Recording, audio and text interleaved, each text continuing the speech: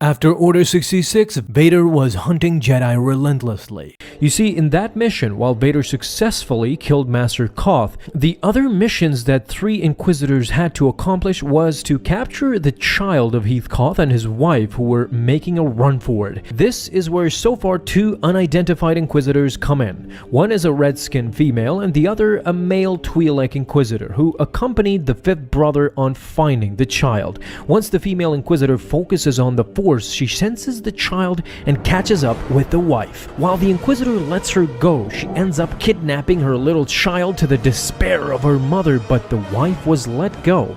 She was not killed. They didn't even think twice about this failure until the night after, when Vader storms into their headquarters. Everyone is stunned. Vader ignites his blade and tries to strike down the female Inquisitor, but the Twi'lek stops him and told her to run. Vader now confirmed his suspicion that there was definitely an attachment between the two, a grave mistake. After all this, they still hadn't learned the true meaning of the dark side. Vader flew him to the wall like a rag doll while the female Inquisitor was running for her life. The Twi'lek stood up, but as much as he wanted to confront the Dark Lord of the Sith, he knew that he would not be able to last for a second. He proceeded to run too, but now Vader was assured that these two needed to be dealt with. And while the Grand Inquisitor tried to talk to Vader asking to help, Vader refused. He will handle the situation by himself.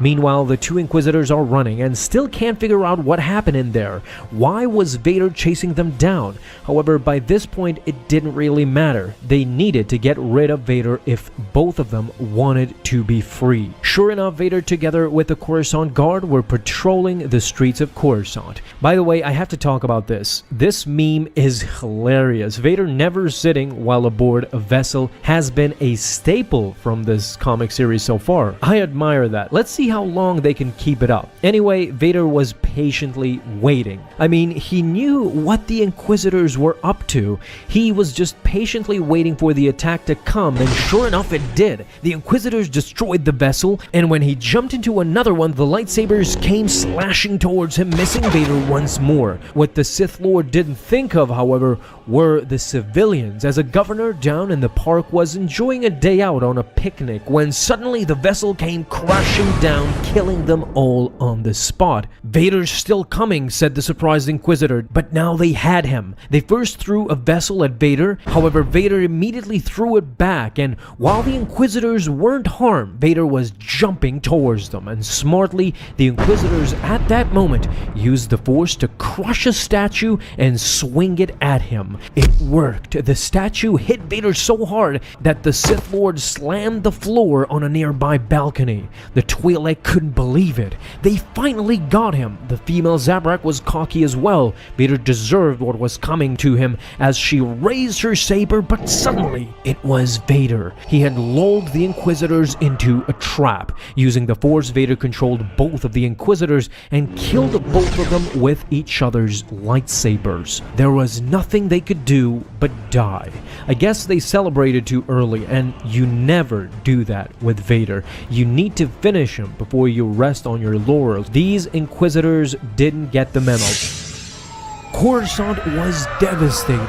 It felt like a war zone, and now Vader had to answer before his master Darth Sidious. First of all, Palpatine was asking for proof, assurance that these Inquisitors were actually traitors. Vader of course presented everything to his master and explained in detail how the woman Inquisitor had made the grave mistake with Heath Koth's wife, how both the Inquisitors had formed an attachment and might have presented a threat in the future. But still, Sidious was furious that it took bashing his capital city to go after 2 measly Inquisitors. Furthermore, he had inadvertently killed a senator that was working towards Palpatine's plans. While Vader protested, Palpatine simply told him that he still had control over the Inquisitors, but they will no longer reside on Coruscant. They are to be moved off-world immediately so that no more chaos ensues. Sidious then went on to congratulate Vader on eliminating Heath Koth. Once a a prominent figure in the Jedi Council, but he asked him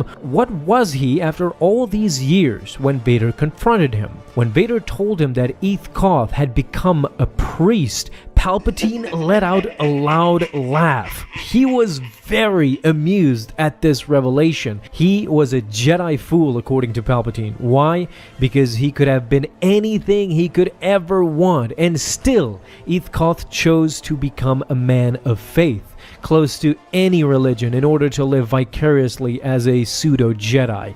It was hilarious to Palpatine as he continued to laugh. He was all smiles to hear that the Jedi were still fools after all these years, and as a way to reward Vader, he told his friend to follow him since he had earned a gift from Sidious himself, something that was near and dear to his heart. However, he still chuckled and scoffed. As they were leaving to the place where Vader's gift awaits, he still laughed at the idea. A priest. Heh. Palpatine still could not let that notion go. Not only was it funny, but it made their job easier. They were slowly assured that the rest of the Jedi survivors would not be far off, either working as clergymen or as protectors. You know, Jedi things. They finally arrived. The gift was something that Vader would not expect to see ever again.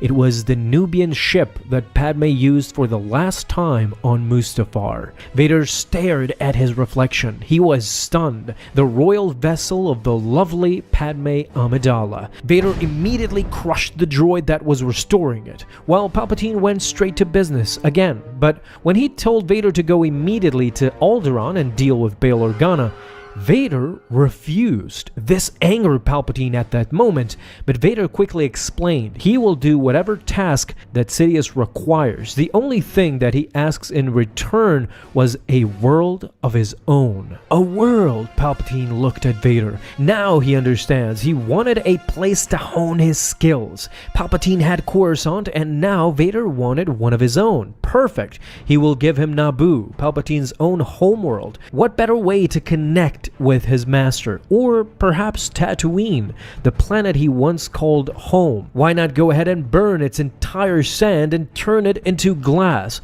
But no, Vader wanted one planet only, and that was Mustafar.